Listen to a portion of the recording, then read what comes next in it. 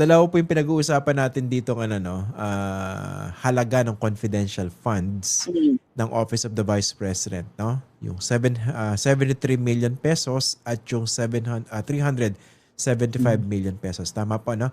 Mm. Paki-explain nga, no? I understand yung 73 million nagkaroon na ng unang notice of disallowance at inapila ito ng OVP. At ito ay Mm. dininay ng COA. So ano ibig Actually, sabihin nun? in-affirm. Ano dapat In-affirm mangyari? ng CP. Okay. Okay, The sorry, right, sorry. the right term In-affirm yung is previous in-affirm siya. decision. Oo, Okay. oo. In-affirm ng CP yung decision Previous ng audit decision. team. Oo, yung Okay. notice of disallowance. Okay. I'll settle first on I'll touch first on the notice of disallowance. Yung notice of disallowance, may proseso yan, di ba? From notice of suspension. Una muna, syempre, yung SARO, ni-release nila nung 12/31/2022. Gusto ko lang i-highlight dito yung kumbaga, ano ba responsibility ng mga tao, 12/13 inisyo ang SARO. Pero nakalagay sa SARO, ang validity to hanggang 12/31 lang ha. So parang, di ba Christian, parang nirelease mo pa, ilang araw na lang, di ba? So ito yun, parang hindi man lang tiningnan ito ng DBM kung i-release pa ba yan how many days na lang, talagang hindi na magagamit, di ba? Sa totoo lang. So nagkaroon ng notice of mag-audit observation muna ang COA. Yung team natin, yung ICFA. Ano ibig sabihin ng audit observation? Ito yung initial na na assessment natin. Na sabi natin, nung ni-review sabi ng team, nung ni-review namin yung inyong liquidation document, parang mahirapan kaming i-assess ang validity, Kasi we could not validate the assessment dahil hindi kompleto ang documents. So ayan, so nag-submit sila. So yung kapag kulang ang documents, doon tayo nag-i-issue ng notice of suspension, And then nung ni-review nung team, nakita nilang meron pang mga valid grounds na masasabi natin na dapat ito ay i-disallow. So yung 73 million, nag-issue sila ng notice of disallowance, Now, meron pang remaining, pero hindi ko pa nakikita yung mismong copy ng ND, Gusto ko mag-concentrate doon sa na-affirm na ng CP, Now, na-affirm na siya ng CP, pero take note, at ito ay medyo pangangatawanan ko na. Hindi na, Ma'am, sorry. Ma'am, sorry. Let's avoid using acronyms, no? Yung, kunwari CP, para mas Okay. maintindihan ng mga viewers Okay, natin. Sige sorry. po. Na-affirm na ito ng commission proper, di ba? Pero Okay. pag tiningnan natin, hindi talaga 73 million yung entire disallowable dito The entire disallowable amount is the total disallowable amount is the entire 125 million. Bakit kamo? Hintayin natin yung copy ng ng CP decision. Tingin ko isasama nila yan. Syempre dati naman tayong nakaupo dyan, kaya medyo alam natin yung pag-analyze niyan. Bakit kamo, Christian? Ang strength ng documentation ng mga confidential funds na andun sa certification na inisyo ng Special Disbursing Officer. Di ba, Christian? Wala nga itong dokumento di ba? Ang sasubmit mo lang yung certification. Ngayon, take note that do sa hearing ng Committee on Good Government, yun yung talagang nagdala Sinabi nung SDO na, hindi ko po alam. Ibinigay ko po kay Colonel Lachica, di ba? So with that, naging self-serving yung kanyang certification. So in effect, itong audit observation natin na, teka, parang merong mga hindi nag-comply doon sa requirements ng joint circular. Parang merong mga kaduda-dudang mga DEP o yung tinatawag nating documentary evidence of payment na hindi nagja-jibe ang mga date. Ito ngayon, ang entire na pag sinama-sama mo, masasabi natin hindi lang yung 73 million. Kasi nga, napabalaanan na natin yung certification ng SDO.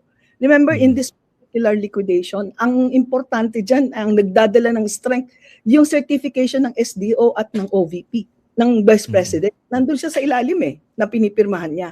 Kaya kapag sinabi nung at ito ay sinumpa ang salaysay niya sa isang public hearing, na hindi ko alam kung saan ginamit. In effect, yung certification mo, na alam mo at pinapatunayan mong dito ko ginamit yan sa confidential funds, becomes self-serving. And therefore, the entire amount must be disallowed. But for the meantime, ang na-discuss lang doon sa hearing is the 73 million. Kasi nakapag-issue na siya dyan ng existing na yung tinatawag nating notice of disallowance. But in the process of the review, makikipagpustahan ako, tingin ko madi-disallow yung buong amount. Okay, para sa benefit ng viewers natin, ang pinag-uusapan natin dito, 73 million out of the 125 million that was supposedly spent in 11 days nung late Mm. 2022. Na ayon naman kay Ramil Madriaga, ang claim niya, hindi. Dinispose ko Oo, yan actually in 18 hours or less than 24 hours. 24 hours now. De sabi niya less than 24 hours pero parang sa kwento niya 18 hours lang yung nangyari. Okay, so in-affirm ng COA proper, ng Commission proper, itong previous notice of disallowance sa 73 million. So paano ngayon? Pinapabawi itong 73 million, tama po ba? Ayan, pag sinabi nating in-affirm, ay di po ba dapat linawin natin dito na kasi maraming mga fake news o sasabihin, hindi pa naman final yan, etc. Ano. Pero pag ang pinag-uusapan po natin ay yung tinatawag nating validity of the expenditure, di ba? Yan po ay final na as far as the COA is concerned. Bakit? Ang Commission on Audit po, ang merong tinatawag na exclusive jurisdiction sa determination ng validity ng income and expenditure. In this particular case, the confidential funds, this is an expenditure, di ba? Exclusive jurisdiction ng COA na sabihing hindi valid yan. Hindi namin pwedeng i-book up kasi hindi tamang paggastos. Ano na lang ang naiiwan? So pag-usapan natin yung para makumpleto yung appeal process at baka sabihin fake news tayo. May isa pa silang motion for reconsideration sa commission proper. That is within 30 days. Kasi ine-exhaust natin yung tinatawag nating due process, di ba? And then they can go to the Supreme Court, I think within the of 60 days, para mag-appeal naman siya ng petition for certiorari. Now, take note that the petition for certiorari na iaakyat sa Supreme Court, just in case na magdesisyon sila, will only focus on meron bang grave abuse of discretion. So ito yung dapat nating linawin kasi ang dami-dami nagsasabi sa kanila, hindi pa natin masabi kung invalid ba yan o may kinuha ba or what. Kasi ang sinasabi natin, yung finality ng audit, no? Nasa COA yan. Invalid yung expenditures, no? Or sabi natin irregular, di ba? Because that is not in compliance with a regulation, no? Now, yung petition for certiorari na iaakyat nila sa Supreme Court will only look into nagkaroon ba ng grave abuse ang Commission on Audit. At ito naman ang aking ipapaliwanag. Ano ba yung grounds kung saan tayo nababaliktad ng Supreme Court, di ba? Ang kadalasan, naaalala ko nung nakaupo pa ako doon, halimbawa, hindi kami nakapag-observe ng due process. Kunyari, nag-exit conference kami, Christian, pero nung exit conference, hindi nakarating ang aming invitation sa kanya. Sumulat ako, dear, may exit conference tayo. Ito'y kung regular audit ha, iba naman kasi yung sa confidential funds. Isa yan, Pwede rin na halimbawa sabihin natin na hindi ninyo kinonsider ang aming apila. Okay? So in other words, ang titingnan na lang, ang pag-uusapan na lang ay nag-commit ba ng abuse or ng discretion, ang Commission on Audit. Now, paano ngayon pag hindi sila pumanhik sa Supreme Court? At hindi rin sila nag-petition ng motion for reconsideration, di ba? Now, it will become final and executory. Ang tawag natin doon. O NFD. Notice of final, NFD pala, final and executory decision. Now, itong final and executory decision, papasok ito sa balikat ng resident auditor. Resident auditor ngayon ang magmo-monitor nito kasi Christian, ito yung masakit sa ating mga pangyayari. Ang maniningil niyan is the agency. So sasabihin niya, which agency? Yung agency. Kung ito ay confidential funds ng Office of the Vice President, it is the Office of the Vice President. Kung halimbawang sabihin natin hindi sila mag-appeal at maging notice and executory.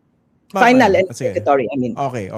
Ang sinasabi nyo, within 30 days after i-affirm ng Commission proper itong previous notice of disallowance sa 73 million pesos, meron pang 30 days itong Office of the Vice President to file a motion for reconsideration. Okay. Assuming na exhaust lahat ng Supreme Court. 60 pero days naman sa Supreme Court, petition for certiorari. Assuming na exhaust lahat ng proseso dyan sa COA at hindi naman sila umakyat sa Supreme Court, magiging final and executory yan. Okay.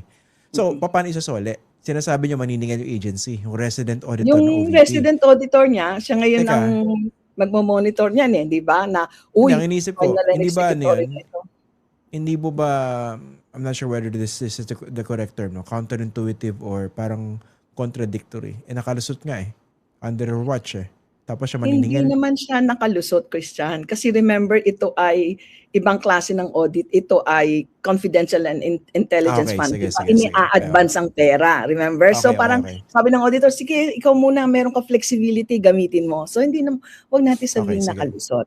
Sige, Oo. sige. I stand corrected. No? Pero sa akin, paano masisingil ito? 73 million. Yun na nga, ganito yon. Yung auditor, imo-monitor niya yan. Kung makita niyang final and executory na, no, at walang ginawang ano, iaano niya yan sa agency, ano. Ngayon yung agency, kung halimbawang nag-resign at wala na, ano, I'm not saying yun ang gagawin niya, nag-resign at wala na siya sa agency, magfa-file siya ng civil case, yung ahensya, para ma-recover. Now, kung halimbawang naandun pa, the amount is chargeable against benefits ng nung mga persons liable. But take note, hindi ito pwedeng ibawas sa retirement benefits unless mag-waive yung mga persons liable at sabihin, sige, hindi ko kayang bayaran yan, pwede nang i-charge sa aking retirement benefits. Kaya medyo sad ang Teka. story natin